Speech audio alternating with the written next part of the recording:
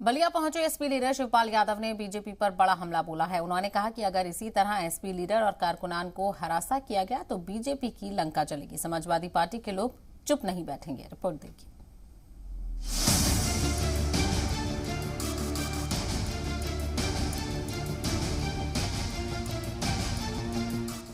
भतीजे से दूरियां मिटते ही चाचा शिवपाल यादव अटैकिंग मोड में आ गए हैं। वो बीजेपी पर लगातार बरस रहे हैं। जिस भतीजे को वो कोसते थे अब उसका गुणगान कर रहे हैं। जिसके सदर बनने से वो ऐसा खींचे थे कि रास्ता ही अलग कर लिया था, अब उसे अपना लीडर मानने से गुरेज नहीं कर रहे हैं।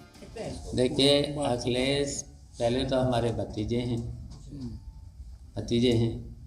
समाजवादी पार्टी के राष्ट्रीय अध्यक्ष हैं और जब हमारे भतीजे हैं, हमने नेता मान ही लिया है। सपा से विधायक है। हाँ, सपा से वो विधायक हैं, हम भी विधायक हैं सपा से। शिवपाल न सिर्फ अखिलेश की गाथा गा रहे हैं बल्कि बीजेपी पर हमले करने का लहजा भी उनका अखिलेश से भी ज्यादा खतरनाक है। अखिलेश तो बस बीजेपी को इक़्तिदार से बेदखल करने की बात कहते हैं, लेकिन चाचा शिवपाल यादव लंका बताने से गुरेज नहीं कर रहे हैं। देखिए, हम भगवान राम के आदर्शों पर चलने वाले लोग हैं, भगवान कृष्ण के आदर्शों पर चलने वाले लोग हैं और फिर हम मोमबत्ती लेके नहीं चलेंगे, फिर तो लंका जलेगी। समाजवादी सब एक होकर के निकलेंगे, फिर तो लंका जलेगी। लंका क्यों जल सकती, ये समझिए। आप तो समझदार हैं। अगर इसी तरीके से उत्पीड़न चलेगा, झूठे मुकदमे लिखे जाएंगे, जनता को निराश करोगे, तो फिर समाजवादी पार्टी वाले लोग चुप नहीं बैठेंगे।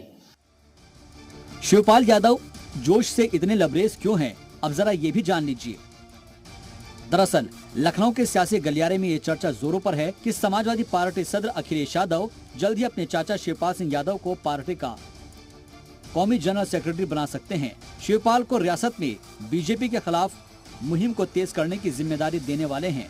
इसके अलावा उनके बेटे आदित्य यादव को भी पार्टी में अहम जिम्मेदारी मिलनी तय मानी जा रही है।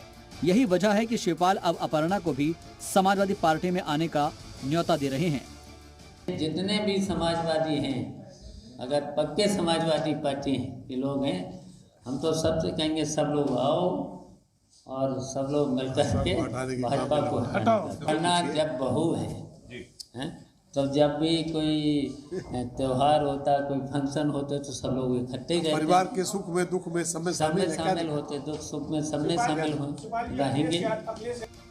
नेताजी के इंतकाल के बाद साथ आए चाचा भतीजे की यह कवायद इसलिए जारी है क्योंकि अगले साल लोकसभा का इंतखाब है। दोनों ये जान चुके हैं कि अलग रहकर सिवाय नुकसान के कुछ भी हासिल नहीं हुआ।